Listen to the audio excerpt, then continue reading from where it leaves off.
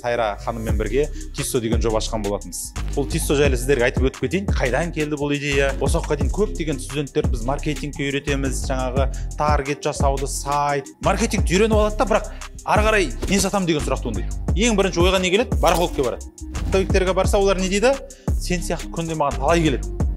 Барып ақшаң болған кезде, немесе саудаң болған кезде келсейші, давай мен одан өзім оптовик болайыншы. Кәдімгідей барып, барахолкадағы бүкіл процестердің бәрін көрдім, қазір түсіндім. Барахолка деген мынандай динозавр заманы болып кеткен ғой. Маған не үшін бұл тауарға кірдім мен? Қатты размерге байланысты емес. Екіншісі срок годности жоқ бұл жерде. Үшіншісі сезонға қатты қарамайды. Еще ең қызығы бұл аудитория әйелдер аудиториясы. Біздің уже мақсатымыз өз дүкендерін ашқан, ары қарай бизнестерін ашқан азамат пен азаматшалардың санын көбейту.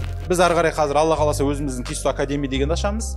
Сен үлкейген сайын саған уже білім керек болады. 150 мың теңгелік, 100 мың теңгенің тауарын сатамаса адам, значит оған бизнеске әлі ерте. Товарын да беретін, білім де беретін. Что болсында не беретін, әлі мен көрген жоқпын. 3 серіктес қазір уже магазин ашып отыр қазір. Келе алмай қалды. Біздің арманымыз Сайра ханым екеуміздің шетелге бірге шығу, уже даму, өсу, жаңа форматтарды көру, бизнесінің құлы болып қалған кәсіпкерлер өте көп. Маған сіздердің кедей болғандарыңыз вообще тиімсіз. Басында күлдім маған. Ойбай, Мейірбек барахолкаға түсіп кеттің бе депші.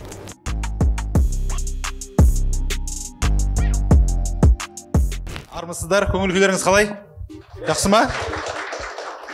Енді андай ғой, біз тренинг көп ұйымдастырып үйреніп қалғанбыз, аудитория жақсы болса, біз де жақсы сөйлейміз. Сондықтан сіздер көңіл күйлеріңіз ашылып, жадырап, жақсылап поддержка беріп отырсаңыздар, күліп, бүгін ана бір сезініп, сол кезде әдем болады. Жақсы ма? Бүгін әдем кеш қой, ешкімді қинап әкелмеді қой. Бәрі нормально ғой? Болды. Барлықтарыңызға қайырлы күн. Мінекей көктем келе жатыр. Әдемі уақытта осылай өзіміздің шарамызды өткізіп жатырмыз. Барлықтарыңыз көргеніне қуаныштымын. Есімім мүмкін араларыңызда мені танымайтындар бар шығар. Есімім Мейірбек Бердіойұлы болады. Осы бизнесте жүргеніме 10 жылдық тәжірибеміз бар. Одан бөлек мынау Шонбай бизнес скул деген осы кампустың иесі Қуаныш Шонбайды мүмкін көптеріңіз танитын шығарсыздар. Соның партнерімін. 2016 жылдан бері жұмыс жасап келе жатырмыз. Ең соңғы жобалардың бірі осы Сайра ханыммен бірге Тиссо деген жоба ашқан болатынбыз. Бұл Тиссо жайлы сіздерге айтып өтіп кетейін. Қайдан келді бұл идея? Не үшін біз бұны жасадық? Осы бойынша бір бөлісейін сіздермен, Негізі мен өткен жылы мынандай бір идея келеді да. Осы уақытқа дейін көптеген студенттер біз маркетингке үйретеміз, жаңағы таргет жасауды, сайт, одан кейін жаңағы Wildberries болсын, барлығын үйретеміз да. Сөйтіп студенттеріміз бәрі үйренеді. Көбісі үйреніп кетеді несі бойынша. И маркетингті үйреніп алады да, бірақ ары қарай не сатам деген сұрақ туындайды. Яғни көп мысалы курсқа қатысқандарыңыз болса, білесіздер, ниша таңдау деген үлкен проблема бар. Немен айналысам деген проблема. И біздің жаңағы студенттеріміз осылай маркетингті үйреніп алғаннан кейін не сатам деген проблемамен ең бірінші ойға не келеді? Барахолкке барады. Барып барахолктен бір товар табу керек дейді. Барып оптовиктерге барады да, сөйтіп оптовиктерге барса, олар не дейді? Сен сияқты күнде маған талай келеді. Барып ақшаң болған кезде, немесе саудаң болған кезде келсейші, деп сөйтіп ары қарай қайтарып жібере береді. Сөйтіп мен өткен жылы топтан деген бір жоба бастадым. Топтан деген жоба ол түркше оптым деген. Сөйтіп ойладым, давай мен өзім одан қайта қазір бір платформа жасайын. Студенттер сол жерге келеді. Мына жерге. Сіз көрсете салайын. Ойладым, мынандай бір платформа жасайын. Осы жерде жаңағы оптовиктердің тізімі болады. Тауарлардың суретімен бірге. Мына жақтан біздің студенттер келеді, мына жақтан оптовиктер өз тауарларын мына жерге салады. Студенттер осы жерден келіп, онлайн заказ бере береді. И тауарларын алып, өз Wildberries'ге сатады ма, магазин ашады ма. Сөйтіп мен ойладым, студенттермен бірге, ақша табам деген адамдармен бірге оптовиктерді екеуін бір жерге жинаймын деп. Сөйтіп платформа жасадық, барлығын әдемілеп істеп қойдық, тауарларын барып, барахолкада күнде жүреміз, ыстық күн. Мамандар күнде барып, оптовиктер анда ғой, суретін бермейді. Қандай несі бар екен білмейді. Хотя платформаға салайық десе келіспейді. Сөйтіп біздің мамандар жібердік, барып суретін түсіреміз өзің ананың. Жалынып офис несіне барамыз, складтарына, бутигіне барып түсіріп, сөйтіп платформаға салып қоямыз. Студенттерге айтамыз, кіріңдер мына жерге, тауарлар дайын, давайте все, сата берсіңдер болады деп. 2 күннен кейін тауар бітіп қала береді. Баға өсіп кете береді. Одан кейінгісі, тауар қанша қалғанын білмейміз де, кейін айтам, айтыңдаршы, хотя складында қанша тауар бар, мен мына жерге жазып қойыншы. Мынанша тауар тұр, қазір бұл айтқан кезде бітіп қалатыр деп. Өйткені менеджерлер жауап бермейді элементарны. Инстаграмда жасаң оған жауап бермейді, анаусын жасаң оған жауап бермейді, и ол вообще саған қарамайды, уақыттары жоқ. Сол кезде мен жым шығып кетті аналарға. Айтты, мына жобаға әлі ерте екен. Бұл жоба қазір оптовиктердің бәрімен күрескенше, давай мен одан өзім оптовик болайыншы. Өзім кәдімгідей барып, барахолкадағы бүкіл процестердің бәрін көрдім, қазір түсіндім. И өзім әдемілеп, жүйелеп, сол жерден шоурум ашып, магазин ашып, сол жерден ыңғайлап, пока бір товардан бастайыншы. Бір товар. И сол кезде ойланып жүрген кезде сол оптовиктердің арасында осы жердегі бір ханым болды, өте жақсы сервис көрсеткен. Студенттерге жаңағыдай телефонға жауап береді, тауардың бар жоғын айтып отырады. И үнемі айтсаң біздің нелер хабарласа жауап береді. Ол Сайра ханым еді. Сөйтіп Сайра ханым айтамын, Сайра ханым, неге оптовиктер мынандай, неге осы сіздер андай не істемейді, барахолка деген мынандай динозавр заманы болып кеткен ғой, не жүйелеу жоқ, анау жоқ десем, иә Мерек мырза, біз сондаймыз, бірақ міне шешкіміз келеді деп. И сөйтіп Сайра ханым екеуміз айттық, давайте бір нормальный бір не жасайық, жүйелеп компания ашайық. И сөйтіп тауарларды қойып, әдемілеп, удобный, халыққа не істеп, жаңағыдай. Біреулер уже клиенттер білмей жатса, продажа мен маркетинг мына жақтан қосып берейін білім жағын. Жаңа магазинге жүйелейік, менеджерлар дұрыстап қояйық, система қояйық, что басқалар бизнес ашам дегендер келіп, бір жерден товарды ала алатындай, и қажетті білімді алып кете алатындай. Сөйтіп осы Тиссо деген соға дүниеге келді осы жоба. Тиссо деген, шапалақ ұрсаңыздар болады, от души ұрып алыңыздар. Сөйтіп осы Тиссо деген жоба шықты. Тиссо деген сөз не білдіреді деген сұрақ туындады көбісі. Не ол, не мағына деген сияқты. Құпия ол жерде ешқандай мағына жоқ. Ол Тиссо деген жай сөз, біз ол кезде түсіндік та, мысалы мынандай хит товарлар қазір, маған не үшін бұл тауарға кірдім мен? Себебі біріншіден қатты размерге байланысты емес. Мынандай размер, киім өте қиын, киім сататындар біледі. Оның размері бар, S-ка бар, M-ка бар, L-ка бар, одан да үлкендері бар. И ол кейде мына үлкен размерлер немесе ең кішкентайлар өтпей қала береді. Үнемі тұрып қалады. Екіншісі срок годности жоқ бұл жерде. Яғни срок годности болған кезінде, мынанша уақыттан кейін, 2 айдан кейін срок өтіп кетеді деген нәрсе жоқ та. Яғни уже несі өтіп кетіп, бұзылып кетеді деген. Екінші нәрсе ұнады. Үшіншісі сезонға қатты қарамайды. Өйткені ол үнемі бұл товар сен ала бересің. Ол өйткені үйге қажетті нәрселер, сенің өміріңді жеңілдетуге арналған заттар. Сондықтан осы зат маған қатты ұнап қалды. Еще өзіме де ұнайды. Еще ең қызығы бұл аудитория әйелдер аудиториясы. Әйелдердің аудиториясы болған жер үнемі ең үлкен не ғой, нарық қой негізі. Эмоция үлкен ол жақта. Эмоция жақсы бере алсаң, жақсы тауарлар қоя алсаң, әйелдер ала береді. Еркектер ол көп ойланамыз, анан шешеміз, стоит, не стоит деген. Әйелді магазин кіргізіп жіберсең, айланып жүріп, бірдеңе тауып шығады әйтеуір.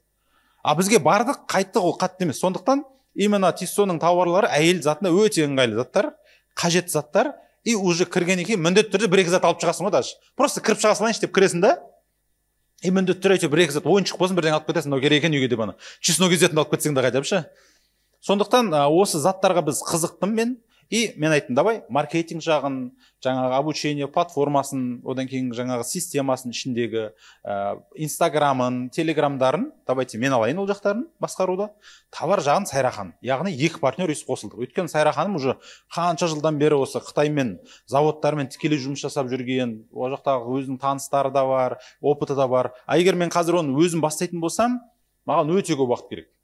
Қытайды түсінем дегенше, басында алданасың, бір тауарлар кешігіп келеді, бір тауар сапасыз келеді, одан кейін оны түсінем дегенше. Одан айтам мен дайын серіктесті алдым. Сөйтіп осы Тиссо деген жобаны бірге ашып, Аллаға шүкір, 4 ай болды. 4 айда уже біз бағана айтты ғой, Айдана ханым. Уже 300-ден астам серіктесіміз бар. Қазір біз барған сайын күшейткіміз келіп жатыр. Бізде әлі тестовый период.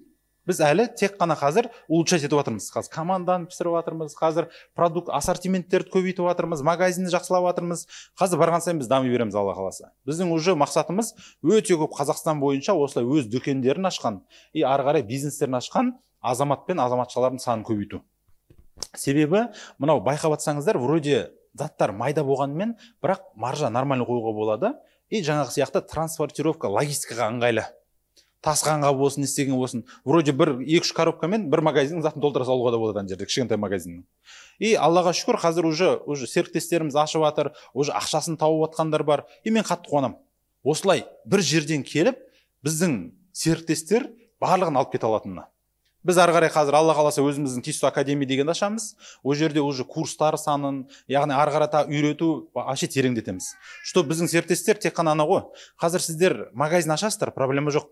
Сауда бастайсыздар. Қазір өздеріңіздің білетіндеріңізбен сата бастайсыздар, алғаш табысты. Қазір кімнің связі көп, солар қазір жақсы ақша табады. Кім қазір кішкене движниковый коммуникацияға жақсы, бірақ ары қарай біраз уақыттан кейін сен үлкейген сайын саған уже білім керек бола бастайды. ары қарай үлкейту үшін, масштабқа шығу үшін сіздер мынандай ғой. Бизнестің ең қызығы ол басында бастағаннан кейін ойлайсың қазір бір бизнес бастап алайыншы депші. Жоқ, азартқа кіресің. Бір бизнестен кейін екінші бизнес ашқың келеді, үшіншісін ашқың келеді, магазин ашқың келеді. Вот сол кезде сенде не басталады? Уже білімің жетпейтін түсіне бастайсың. Иә, енді бастап жатқандар үшін қазір қатты білім маңызын түсінбейді қазір. Өйткені біз платформаға қараймыз, кімнің сабақ көріп жатқанын бәрін көре аламыз. Кім орындап жатыр, кім қай сабақты көрді, қай видеоны көрді, әрқайсыларыңыздың данныйлары бар. Қараймын, сабақ қатты қаралып жатқан жоқ. Ол түсінікті. Өйткені сіздерге қатты қажет емес қазір. Қазір сіздер алып тез ашып, движение, кім бар, таныстар, асай деп сөйтіп өтіп кетіп жатсыздар да. Кімнің танысы көп, солар қазір сразу нәтижеде. Ал пока коммуникацияға кішкене ұялшақтаулары бар, оларға уже қиындау. Олар ұялады, қысылады, не деп ойлап қалады, әлі беттері жұқады олар. Біраз уақыттан кейін қалыңдайды. Вот ол кезде уже өздерің барып, кәдімгідей алсайшы, міне мынандай скидка берем, міне алып қал, қазір мына бітіп жатыр мынау деп, уже өздерің адамдарға стимуляция жасай бастайсыңдар. Яғни сатудың мүмкін қабілеттерін үйрене бастайсыңдар. Бірақ ол офлайн былай сөзбен айтумен ойлашы, сен бір адаммен бірге сөйлесіп жатсың ғой. Ал мастерство, шеберлік қандай болады? Сен бір моментте 1000 адаммен сата алсаң, вот сол уровень. Яғни сен тұрасың, мысалы, сенде уже бір моментте сен уже бір адам емес, сен уже 1000 адам тыңдайды. Ол қандай? Ол уже Инстаграмда тікелей эфирлер, қазір мысалы TikTok-тағы тікелей эфирлер, мысалы, яғни өзің аудиторияны қалыптастырасың осылай. Сондықтан ол осылай сіздер күшейесіздер. Ол бастап кезеңде ол бір магазин болады. Қазір магазиннің бір жақсысы, ең маңызды нәрсе сіздерде қазір магазин ашу барысында локация өте маңызды. Егер проходимый өтетін жер болса, ол кезде уже проблема жоқ. Ал мысалы бізде мынандай ғой, рахат базарындамыз, уже барғандар көрген шығарсыздар, қатты проходи емес біздікі. Біздікі ішке қарай екінші жазу көтерілесің, жағына барып битіп кіресің да, мысалшы. Біз не істедік? Біз онлайнмен сол үшін күшейтіп отырмыз. Біз офлайнға қарағанда, маған барахолкқа келген аудитория қарағанда, мен одан қайта Инстаграм арқылы біліп келгендер маған көбірек жақсы. Өйткені барахолканың аудиториясы уже біледі көбісі үш. Барып жүрген алатын жерлері бар, олар сені іздеп точно қазір көп салыстырады. Сондықтан егер сен локацияң онша емес па, онда сен онлайн маркетингке плотно отыру керексің. Яғни сен онлайнға қатты отыру керексің, чтобы сенің клиенттер табу болатындай. Егер кейбіреулеріңіз болады қазір, мен локациям онша емес, не істеймін дегендер болып қалуы мүмкін да, ол кезде сендер маркетингке көбірек көңіл бөлесіңдер. OLX арқылы өз қалаңда қандай, мысалы Алматыда Тугис күшті жұмыс жасайды, OLX жұмыс жасайды, жаңағыдай Инстаграмға таргет жібереді, сондайлар бойынша. Ал егер локацияң болса, ол көп вопрос шешеді егер. Өйткені проходимый алдыңнан көп адам өтетін болса күн сайын, онда вот идеальный ол. Ол кезде ашылда әдемілеп көрсетіп қой, заттарыңды ең басты адам кіргізсең болды, әйелдерді. Сен жұмысың сол. Міне скидка болып жатыр, мынандай, міне бүгін мына товарға мынанша пайыз скидка. Әр күн әртүрлі товарларға скидка беріп көре берсең, ета кіргізе бересің сен. Кірді ма болды, обязательно бір зат саған средний чек көбейте береді. Вот осындай жағдайда, вот сіздердің жұмыстарыңыз қазір мынандайда деңгейлерге бөлінеді. Кәсіпкердің деңгейлері бар. Бірақ кәсіпкердің деңгейінен бұрын мен сіздерге мына нәрсені түсіндірейін да. Бизнес негізі 3 неден тұрады. 3 түрлі бизнес жасалынады. Ең бірінші ол сауда, сауда саттық, екіншісі қызмет саласы, үшіншісі өндіріс саласы. Бүкіл бизнес осының ішінде жүреді. Сауда, білесіздер, ол тауар сату, алу, сату. Қызмет, ол мысалы біз мына жерде инфобизнес айналысам, сол қызмет саласы. Яғни біз басқа біреулер қызмет көрсетеміз. Ақпарат беру арқылы, ол қызмет саласындамыз. Одан кейін білесіздер, өндіріс саласы. Әртүрлі заттар өндіруге болады. Осылардың арасында ең жеңілі, яғни басында көп білімді талап етпейтін нәрсе ол сауда. Өйткені сіздер ештеңе өндірмейсіздер. Сіздер оймен ештеңе жасамайсыздар. Сіздер дайын нәрсені алып, тек сату ғана болды. Яғни адамға дұрыс көрсету. Сіздердің рөлдеріңіз мына жерде ең маңызды нәрсе, вот маркетингке келіп тірелесіздер, саудаға. Ол продажа и сату и маркетинг. Мысалы қараңыздар, iPhone, вроде қараватсыз, Nike барлықтарыңыз, мысалы кроссовкиларын киесіздер. Америкаға барсаң, олар өздері Америкада ештеңе өндірмейді. Барлығын Қытай арқылы өндіреді, өздерінің екінші бөлім бар, олар соның дизайн бәрін жібереді, алып келеді. Олардың басты мақсаты сату болды. iPhone-ның бүкіл магазиндеріне кірсең, бұрын мысалы тек қана телефондар тұратын. Қазір барсаң уже обучающий жоқ қойған қасыныш. Міне телефонды былай қолданасың, мына видеоны былай түсіресің деген сияқты. Америкаға біз бардық. Сол кезде сондай мысалы. Яғни аналар ең мықты сату магазиндерін жасап тастаған да. Яғни обучающиймен қасына қойып тастаған. Келіп жатқан адамдарға мысалы, сол үшін біз қазір Тиссода телевизорлар іліп қойдық. Өйткені кейбір тауарлар сіздерді мысалы сөйтіп қойсаңыздар болады, кішігірім телевизор ма бір монитор қойып қойыңыздар. Өйткені ана жерде халық ана тауардың мәнін түсінбеуі мүмкін да. Вроде кішкентай зат, бірақ дұрыс түсінген адам ғана көп нәрсені береді да негізі. Өмірін жеңілдетуге. Ал видеода көрсе, мынандай ма мына зат дейді. Оның барлығына түсіндіріп отыра алмайсың, өйткені әр адамға бір менеджер қойып қойсаң, сенде толып кетеді ана жерде. Сатушыдан менеджер көп кетеді. И сол нәрсені енді сіздердің жұмыстарыңыз, саудаға кірдіңіздер ма, сіздер ештеңе өндірмейсіздер. Сіздерде қазір бір не қоспайсыздар. Вот ең маңызды нәрсе сату. Сату қабілеттеріңізді күшейту. Егер сатуды үйреніп алсаңыздар, бірінші этап сол. Мысалы біз өткенде Алматының шетінде Даушыр деген бренд шығаратын, электротехника шығаратын Абдылқасым деген кісіге бардық заводына. Ана үлкен завод ашқан. Сөйтіп сұрап жатырмыз, завод ашуға үшін қандай этаптардан өттің? Сол басында тауардан сатып бастады дейді, Қаскелеңде. Жай ғана магазинде тауар сатып бастаған жігіт, жақында ютубта сұхбат шығады. Сол басында саудадан. Одан кейін барып біз уже сауданы күшейттік, уже басқаларға тарата бастадық, уже оптовик бола бастадық. Содан кейін бастап қана біз өндіріске өте бастадық дейді. Көбісі бізде Қазақстанда өндіріс армандайды. Бірақ өндіріске біріншіден апаратын жол ол мынау арқылы. Сауда арқылы. Себебі сен өндіріс ашып алып, затыңды ешкім алмаса не пайда одан? Керемет өндіріс ашқаннан. Дұрыс па? Сен сату барысында, тек сату барысында ғана клиенттердің не қалайтын конкретно түсіне алады, сатушы адам ғана. Өйткені саған келіп сұрайды ғой. Мына зат не үшін, неге мынау қымбат, неге анандай. И сен солардың бәрімен сөйлесіп, опа, значит, мыналарға мынау ұнайды екен ғой.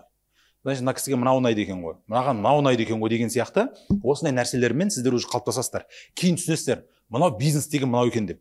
Себебі мынандайда көбінесе адамдарда, бизнес жасай алмайтын адамдарда проблема неден бастарын білмейді, қай бизнес түрінен. Ал ең қызығы бизнестің ішіндегі жүрген адамдарда идея өте көп та. Бірақ соны істейтін адам жоқ. Кіммен істеймін оны дейді. Өзім үлгере алмайтын түсінеді. Ол кезде уже команданың рөлі ойнай бастайды. Сондықтан сіздер енді алғашқы қадамдарыңызды бизнеске кіріп бастап алдыңыздар ма? Керемет. Енді ары қарай сіздерде келесі задачалар басталады. Сауданы көбейту, қалай ары қарай. Қызық та бұл. Өмірің қызығады, неше түрлі адаммен кездесесің, уже табысың күшейеді, одан кейін адамдар жұмыс қала бастайсың. Вроде қарап жүрсің, ойын сияқты, бірақ жай-жайдан уже бір күн қарайсың, уже ақшаң көбейе бастайды, уже мүмкіндік өзіңе жақсы нәрселер алуға мүмкіндік бере бастайсың. Бірақ бұның екінші жағы бар. Бұл үлкен жауапкершілік. Өйткені рискке сен ғана барып жатсың қазір. Сіз тауар алдыңыз, магазин аштыңыз, жаңағыдай үлкен оборот, вроде ақшаң бар, бірақ барлық тауарда тұрады.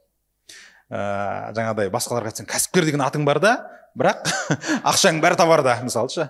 Осы сәтті ойлайсың да, мен айына бір тиын таппаймын, мамандарым табады, вроде мен кәсіпкерім, бірақ алар менен көп тауып жатыр деп. Бірақ уақыт өте келе сенің оборотың күшейе бастайды, сен уже табысқа шыға бастайсың. Сол моменттен бастап сен уже қанша жылдық, қанша уақыттық еңбегің ақтала бастайды. Сол сәтте біз не істейміз? Жемісін жей бастаймыз. Оға дейінгі ол бүкіл нәрсе ол үлкен жұмыс. Қазір ол күнделікті тоқтамастан, сынбастан, зато соның арқасында біз не істейміз? Басқаларға қарағанда жақсы өмір сүре аламыз. Басқаларға қарағанда басқалар аламайтын затты аламыз. Басқа жерге басқалар барамайтын жерге бара аламыз. Біз сол жауапкершіліктің арқасында ол үлкен стресс. Ол үлкен не да, енді негізі оңай емес. Сол үшін бизнесте егер сенде болмай жатса, егер мен айтам да, егер 150 мың теңгеге товар алып, 150 мың теңге, 100 мың теңгенің товарын сатамаса адам, значит оған бизнеске әлі ерте. Сондықтан бұл сіздерге алғашқы фильтр. 1 миллиондық мысалы ресми серіктестер бар бізде қазір, магазин ашып жатыр олар. Олардан бірінші 150 мың просто алып көрші сен. Элементарно сен просто таныстарыңа, сториз арқылы, не арқылы таныстарың қасында жүрген адамдарға сатамасаң мына затты, онда ертең үлкен бизнеске барма әлі. Алып, қарыз жинап алып, барып, бүкіл тауарға не сеткізіп алып, болмай жатса не істейсің? Осы кезде ренжисің. И осы жерде, мысалы, сіздерге осы фильтр, бизнестің фильтрі сол. Құпиясын білсең, барлығы бай болып кететін еді ғой, неге бәрі бай кетпейді? Ол чисто характер піседі бұл жерде. Егер сіздер қазір арасынан кім соңына шейін барады, солар көбінесе нәтиже шығарады. Егер сіздер қазір осы элементарный жаңағы серіктестіктің программасын аузыңа шайнап беріп тұрған, міне товар саған, міне саған білім, міне саған магазин ашудың жолдары бәрін үйретіп отырмыз. Осыны алып кете алмасаң, онда пока барып жұмыс істей тұрсай онда. Барып қайтадан жұмысқа кір, сөйтіп жаса, мүмкін әлі пока ерте шығар саған. Сондықтан бұл фильтр болсын сіздерге. Бұндай, чтобы бір жерде товарын да беретін, білім да беретін, чтобы осындай не беретін әлі мен көрген жоқпын. Өйткені мен нарықта жүрмін ғой, инфобизнес нарығында. Бизнеске үйретіп жатырмыз қанша жылдан бері. Егер білсеңіздер, айтыңыздар, мына кісілер бар, точно осылай товарын да береді, оптын бағада, еще өздері де мынандай мощностьесі бойынша. Енді шығатын шығар енді бізден кейін. Бірақ мен әлі барахолкада бүйтіп, чтобы товарын оптын беріп, еще сендерге не істейтінді әлі көрген жоқпын. Мүмкін сендер тайын шығарсыңдар оптовиктерді. Пока жоқ. Сондықтан сіздердің жұмыстарыңыз қазір ең біріншісіздер. Қазір сіздер осын тез осы моментте әлі көбеймей тұрған кезінде бастап, нәтижесін көріп, сондықтан бастап кеткен дұрыс қазір. Қаттандай не жоқ кезде. А уже барған сайын сіздерден кейін қазір неше түрлі білімдер келеді, пысықтар келеді, нелер келеді, уже көбейе береді. Қазір уже басқалар да уже осындай схема бере бастайды. Мынандай ғой, сіздер өмір бақи хит товармен айналысасың деген сөз емес. Сіздер ертең екінші продукт, ол магазин ашасың, уже болды ғой. Бір дәмін сездің ба, уже аша бересің сен.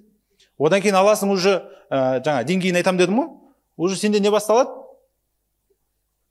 Басында өзің жаңағыдай таныстарыңа сатасың бірінші, ең бірінші таныстарға сату кезеңі басталады. Ең бірінші таныстарға сату. Екінші кезең уже таныстарға саттың, уже заказ түсе бастады. Екінші кезең сен уже магазин ашасың. Не магазин, не бутик ашасың. Үшінші кезең уже масштабқа шығасың. Яғни уже 2-3 магазин аша бастайсың. Басқа салаларды қоса бастайсың. Үшінші кезеңде уже магазин реттеп алған екен. Өйткені бір магазиннің саған біраз уақыттан кейін табысы уже көңіліне толмайды. Адам сондаймыз біз. Вроде қазір айна, бәлей маған таза 500 мың теңге тапсам, былай жететін еді дейсің ғой, жетпейді. Одан айтасың, маған бір айна бір 2 миллион теңге болса ғой бір. 2 миллион теңге болса мен бақыт, менен асқан бақыт адам жоқ еді деп ойлайсың сен ше. Өткен сен 2 миллионға шыққан кезде 5 миллион, 6 миллион тауып жүргендерді көресің да? Менің анада нем кем деп ойлайсың анадан ше. Вроде менен ақылды емес анау. Вроде ешқандай несі жоқ. Еще менен көп тауып жатыр. Значит, мүмкін екен ғой деп. Миың не істейді? Сене бастайды. Мүмкін екен. Яғни көп табуға болады екен деген сияқты. Сен уже масштабқа шыға бастайсың. Одан кейін уже идея келеді. Өзіме оптовик болсам қалай болады деген. Яғни уже мына жерде уже уровень басталады. Қалай оптовик болу керек? Қалай мен осыларды қалам бойынша бір қалада бір оптовик боламын мысалы. Бір товардың мысалы. Ішіндегі мысалы айталық, хит товардың ішінде біреуін аласыңдар да, сонымен қарап отырасыңдар мысалы ше. Барахолкада білесіздер, чисто аяқ киіммен біреулер тек қана отырады, біреулер бар, дастарханмен элементарно отырады. 3-4 өзінің оптовиктері болады. Одан бастап сіздер уже ары қарай уже келесі, одан кейінгі деңгей басталады. Сіздер уже инвестор деңгейіне өтесіздер. Яғни уже ақша артығымен түсе бастайды, сіздер уже басқаларға шабам деген анау, жүгірем деген уже жайнап тұрған, жалындап тұрған кәсіпкерлерге сала бастайсың. Бір-екі жаңағыдай. Жаңа сала, IT, стартап, анау, мынау уже басталады. Мүмкін какой-то бір акциялар сатып ала бастайсыңдар, не істейді. Сондықтан осы кезеңдер сіздер мына жерде бар, уже магазин ашып жатқандар бар, уже одан кейін уже екінші, үшінші магазинге ұмтылып жатқандар бар уже арамызда уже. Одан кейін мына жаққа уже өте бастайды. Сондықтан Алла қаласа сіздердің жұмыстарыңыз осы нәрсемен тоқтам еңбек ете беру. Біз вообще сіздерден ештеңе тығып жатқан жоқпыз. Барлығын беріп жатырмыз. Осылай іс-шара өткізіп жатырмыз. Бұл модель айтып отырмын, өзіміздің идея келген кезде маған жай ғана товар сатқан вообще қызық емес маған. Маған қызық, когда менің товарымды сатып, одан да көп ақша табады ғой. Сол кезде мен кайф аламын сондай бизнестен. Өйткені ол жай ғана товар сатып маған ақша табу, ол білмеймін, ол деңгейден өтіп кеттім уже. Уже любой бизнес сондай, міндетті түрде біреуге пайда келу керек. Егер пайда келе ма, вообще мен күшейемін онда. Рахаттанатшым. Уже мысалы серіктестердің арасынан мынанша тауып жатыр екен, уже магазин ашып. Бүгін 3 серіктес қазір уже магазин ашып жатыр қазір. Келе алмай қалды. Магазин ашып жатыр. Кімдер еді? Есімдері? Камила ханым. Кім? Дана ханым болды, и тағы біреу болды, 3 магазин ашып, Алла қаласа енді осылай ойлаңызшы, біраз уақыттан кейін Қазақстанда біз қанша үлкен серіктестер болады уже біздің осы бірге өсіп жатқан, бізбен бірге күшейіп жатқан, Алла қаласа біздің арманымыз Сайра ханым екеуміздің шетелге бірге шығу, уже даму, өсу, жаңа форматтарды көру, кәсіпкерліктегі іздену. Біз сол үшін мысалы Максимум деген клуб құрдық, и сол клубтың ішінде уже айына уже бірнеше миллион тауып жүрген кәсіпкерлер қосылады ол жерде ше. Кеше Дубайға барып қайттық, сол жаққа барып жаңа форматтар day to day деген магазиндерді көрдік, үйттік, бүйттік. И сол жақта не істейміз? Осындай нәрселерді мен қазақ кәсіпкерлер көп болған қалаймыз. Өссін, жаңа форматтар тапсын, әртүрлі салалар. Себебі сен мынандай да мысалы, шетелге барасың, конференцияларға, жаңағы тренингтерге барасың, ана жерде бір содан кейін отырып алып талқылайтын орта күшті да. Мысалы біреу басқа нәрсені түсінеді. Мысалы менің әңгімемнен қазір араларында біреулеріңіз бір жағынан вау деп жатсыздар да, біреулер басқа нәрсені ойлап жатыр. А вот осы іс-шарадан кейін бір отырып талқылайсыңдар ғой. Сен байқамаған нәрсені басқа біреу байқаған да. Сен біреу байқамаған, сен байқап қалғансың. Вот осындай идея алмасу барысында вообще күшейеді адам, орта қатты әсер етеді. Сондықтан біздің арманымыз да, біздің қалауымыз да сол, Сайра ханым екеуміз мықты осындай серіктестерді көбейтіп, білімді, бизнестерін жүйеленген, андай бизнес емес, ол бастап кезеңде ол нормальный бизнестің ол хаос болуы. Бірақ біраз уақыттан кейін бір әдемі бизнес жасағымыз келеді да. Бәрі жүйеленген, өзің шығып саяхаттай да аласың. Бізде анада ғой, өзі кетіп қалса өліп қалады бизнес. Әлі бала сияқты, ол нормальный бастап кезеңде. Бірақ біраз уақыттан кейін ол сізсіз да табыс тауып келе алатын, сізсіз да өмір сүретін сондай бизнеске айналдыру. Ол үшін білім керек. Ол үшін сіздер өздеріңіздің білімдеріңізді қазірден бастап соны дамытпасаңыздар, сіздердікі андай ғой, бизнесінің құлы болып қалған кәсіпкерлер өте көп. Шыға алмайды өз бизнестерінен. Өзіне де қимайды. Вроде ақша да түсіп тұр, бірақ қайда кетіп отқанда түсінбейді. Ондай өте көп келеді маған кәсіпкерлер. Мына инфобизнес саласында жүргеннен кейін, мәке, миым ашып кетті уже. Тастай салайын десем, қимайсың дейді. Тастамайын десем, шаршып кеттім дейді. Не өзім кетіп қалсам, құлап қалатын сияқты дейді. Оның барлығын түсіну үшін үйрену керек білім. Мысалы, біз де сон. Бір-екі рет ондайларды аламыз да әдейі, көбірек ақша жаратқызамыз, шок болады басында. Мынандай зат ал дейміз жаңағы. Мысалы, менде жеке коучингқа келетіндер бар. Сразу басында көремін да, бір-екеулер болады, жаңағы ақша тауып жүр, бірақ өздерін қимайтын. Камри алдырамын сразу, машина алдыртам. Басында анау бүйтіп тұратын есіме. Алмасаң бұл ары жұмыс істемеймін деймін. Камри алғаннан кейін жаман қатты жұмыс істеп кетеді аныш. Өйткені кейде сенің қанша ақша тауып атқаныңмен өзіңе жаратпасаң, ананы не үшін тауып атқанын түсінбейді ми. Сол себепті сіздердің де мысалы кейде бар, оны өзің байқамайсың. Сырттан біреу айту керек. Өйткені біз анау датованда ғой, тамақты пісіріп жүр, тамақтың ішіне кіріп кеткенбіз да негізі. Сырттан біреу, мынаны пайдалансай, мына инструмент. Міне бүйтіп істесең болады ғой деп айтып отыратын бір екінші орта, ментор сондайлар керек бола бастайды. Не үшін енді ойлайсыздар ғой, ойбай мыналар ақшасын сонша миллион менторға құртып жүрген ақымақ екен деп көрінеді ғой сырттан қарасаң. Просто сен біраз уақыттан кейін уже ақша табу қызық емес болады, өзіңе бір таппай кетесің идея. Вроде бизнестің қай жерін дамытатынын түсінбейсің да, біреудің бір сөзі, опа, бүйтуге болады екен ғой деген сияқты. Басыңа лампочка жанады, и барасына тез жүзеге асыруға кірісе бастайсың. Ал ол үшін үнемі даму керек, іздену керек, осындай ортада болу керек. Вот біздің қалауымыз осындай орта жасау. Үздік серіктестерді жинап, арасынан мықтылардың бәрін жасап, бірге даму. Ары қарай өзіміздің клубты жасау. Именно товар бизнесіндегі кәсіпкерлерді. Что барып көру. Мысалы, ертең апрельде Қытайда мысалы кантонский выставка болады, жыл сайын болады, ең үлкен Гуанчжоу қаласында. Форматтарын зерттеу, бизнес модельдерін қарау. Вот сондай қызық та. Мысалы, Дубайға барасың, бір жаңа формат көресің, ана жерге барасың, мынаны көресің. Мысалы, Москвада Вкусвилл деген мысалы мықты магазиндер бар. Ананың жүйелеу форматы мүлдем басқа деңгейде.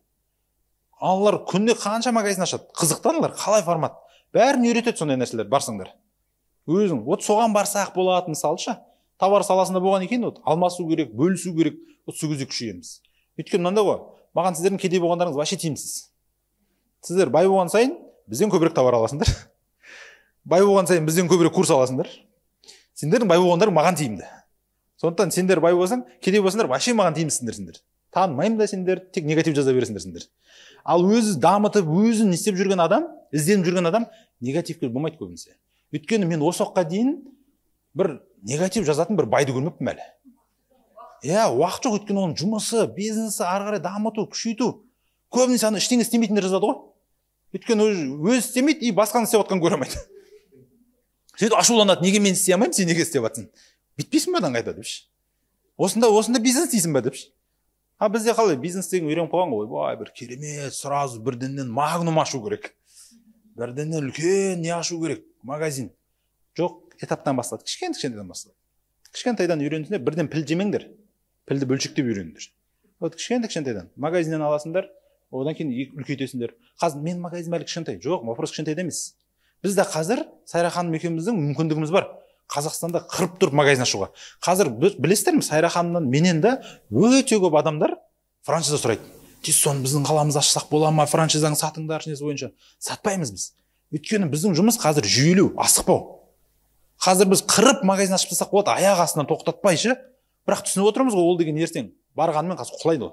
Сервис құлайды, мамандар құлайды, Сондықтан асықпай бірінші барахолкада аштық. Басында күлді маған. Ойбай, Мейірбек, барахолка түсіп кеттің бе депші. Вопрос ода емес, ол түсініп жатқан жоқ олар. Біраз уақыттан кейін сен барахолкада ашасың, автобойынан аласың, қалада ашасың, екінші қалада ашасың, бір қалада үлкейтесің, жай-жайдан. Сондықтан асықпау. Мен соңғы кезде мынау slow life деген нәрсе бар. Кеше неде бөлістім ғой, рилза несінші. Яғни асықпай өмір сүру деген нәрсе бар. Тура соның slow бизнес деген бар. Яғни кейде бизнесті асықтырмау керек. Ана балаға сразу тула салып ақша тап деп айтпайсың ғой сен. Оған тамақ бересің, оны пока сен не істейсің бастап кезеңде. Мысалы, біз уже қазір вообще табысқа мән беріп жатқан жоқпыз. Өйткені біз мүмкін позволять ете аламыз. Сайра ханым екеуміз уже неше 4 ай болды ма, вообще табыс жоқ бізде. Алмаймыз. Қайттан түсіп жатқан ақшаны өзіне саламыз. Маманға саламыз, қайтадан тауарға саламыз, жаңа тауар әкелеміз, үйтеміз, бүйтеміз. Өйткені біз мақсатымыз ұзақ. Сен конкретно мақсатыңды білген кезде қайда баратыныңды сен шыдайсың. Егер сенікі қазір срочно ақша табу керек болатын болса, проблема жоқ. Бірақ сен болашағыңның несін жеп қойып жатсың нанын. Сен не істеу керексің? Бір нан түсті ма, бүгін кішкентай тойғаншы қарын тойдыр, болды, ары қарай лақтыр. Болашаққа лақтырып қой. Ертең нан түсті ма, тағы жеді, тағы лақтыр, одан арыға лақтырып қой. Ертең жейсің сен оны. Ертең сен оның жемісін көресің. Бізде қалай бүгінгі түскен ақшаны сразу ортамыз ғой. Опа, бизнес деген осы екен ғой депші. Тез. Жоқ, сразу алдыңдар ма, бөліп, алды қарай. Ол алды қарай деген не деген сөз? Жақсы маман, системаға, бір тауарға, магазин бір жерін әдемілеп қоюға, кіре берсін чуть-чуть не істеуге, краскілеуге элементарны. Маркетингке, уже болашақ деген сол. Элементарны. Щоб ертең саған жемісін береді, бүгін бермесе де. Ал осыны ойлай алған адам, ол ұзаққа бара алады. Егер сенікі мынандай, қазір тез байып кету керек, маған уже кеше баю керек еді деп жүретін болсаң, не басталады? Сөз жоқ, ақша табатын шығарсың, бірақ ұзақ болмайды. Временный болады ол нәрсе. Біз уже тәжірибемен, неменен, сіздерге вроде андай көрінуі мүмкін, конечно, сен ақша табу болған екен, оңай ғой деген сияқтыша. Жоқ, бізде наоборот қазір ақшаң көбейген сайын жасайтын проекттер көбейіп жатыр да. Келеді, ана проектке саласың, келеді, вроде өзіңе ұстайтыннан алып қаласың да, қалған нәрседен бәрін салып жатырмыз. Өйткені біздің қазір уақыт сондай, жүгіру керек қазір. Қазір салып, дамытып, умны жасау керек осылардың барлығы. Сонда айтатын сіздерге, кішкентай магазиннен бастадыңдар ма? Асықпаңдар. Соны жүйеліңдер, клиенттер тыңдаңдар. Сізге қандай тағы да тауар керек еді мысалы. Бәрін таба алдыңыз ба? Алдағы уақытта қандай тауарын әкеп қояйын? Сөйтіп, уже бір клиент сенде уже постоянно бола бастайды. Екінші клиент, ең мықты бизнес, постоянно клиенті бар бизнес. Яғни саған клиентің тұрақты түрде келіп тұратын болса, ең мықты бизнес сол. Ал егер бір күндік қана тауардың онша емес екенін біліп тұрсың, ана клиентке тықпалап, ең басты алып кетсін, ертең қалай болады, не болады, оны ойламасаң, ол клиент екінші рет келмейді. Біздің мақсатымыз қазірден бастап клиентті екінші, үшінші, үнемі біздің постоянный клиент жасау. LTV деген нәрсе бар. Яғни клиент өмір бойы саған қанша ақша келеді, соны есептеу. Оны LTV дейді, кәдімгі есептейді. Яғни мысалы, iPhone-ды бір рет алған адам ол біледі ол. Хотя бы келесі несін алмаса, одан кейінгісін алады. Тура сол сияқты сіздердің де клиенттермен жұмыс жасап жатсыздар ма? Қазірден бастап, басынан бастап клиенттермен жақсылап жұмыс жасаңыздар. Тұрақты клиенттер, чтобы ертең ол келетіндей, қандай тауар сізге тағылып келейік. Мына көңіліңізден шықты ма? Өткендегі алған тауарды қолданып жатсыз ба? Міне бізде мынандай тауар келді. Егер мен сізге үнемі жаңадан келіп жатқан тауарларды ескертіп отырсам бола ма WhatsApp-қа? Болады, әрине, несі бойынша сізге ғана айтып отырамын. Нөмірін жазып аласың, WhatsApp-қа клиент сақтап қоясың. Ол клиентті үнемі келген сайын өйстіп отырып, все, менде уже постоянный клиенттердің баға. Сен қандай? Уже магазиніңе айталық, уже 150 постоянный клиент жиналды ма? Үнемі тұрақты келіп отыратын, все, значит, екінші магазин ашу керек деген сөз. Яғни мысалы, цель бар да, мысалы, бір клиент аптасына бір реттен келіп тұратын болса, әр келген сайын ол саған хотя бір 5.000 теңгеден 10.000 теңгеден тастап кететін болса, мысалы, бір заттар алып, ол, значит, маған бір айда мынанша клиент әкеледі деп есептейсіңдер. Значит, магазинімнің саудасы айына мынанша сауда жасаса, значит, все, уже толды. Менің жұмысым мен келесісін жасам.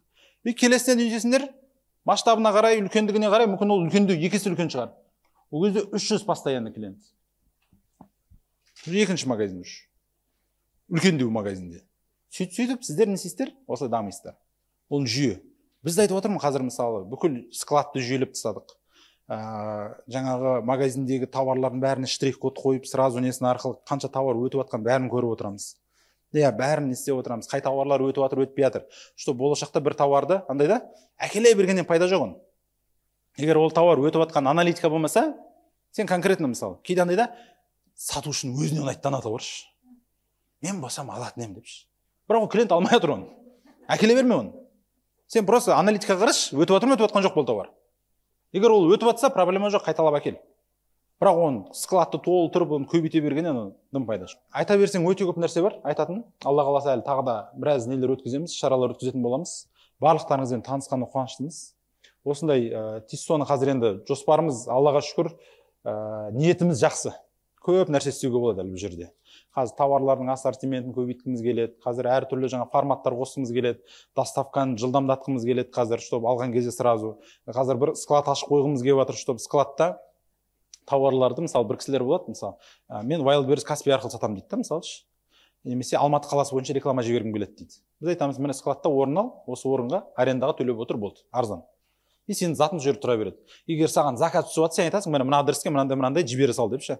И біз аламыз, складтан алып жібере береміз саған. Яғни сен өзің отырып, любой Қазақстан жерінде отырып, Алматыдан товар жібере беретіндей. Тасып жүрмейсің да, қалаңа тасып, одан кейін ары қарай қайттан жіберіп, несеткіз жүргеннен гөрі. Осындай нәрселер жасағымыз келіп жатыр. Біраз ой бар енді, Алла қаласа. Бұл жерден анау бағана айтқан сияқты ғой, қалауымыз, жарғымыз келіп тұр, бірақ кішкене шыдау керек болып тұр. Сондықтан шыдап, асықпастан, жай-жайдан, сондықтан сіздер де асықпаңыздар. Жай-жайдан өздеріңіз план қойып алыңыздар, мынандай магазин. Осындай армандаңыздар, бәрі армандаудан басталады. Егер мына жерде көре алсаңдар, ең бірінші, ол өмірде жүзеге асады. Жақсы ма? Сондықтан танысқаныма қуаныштымын, барлықтарыңызға сәттілік, бай болыңыздар, өсіңіздер, дамыңыздар.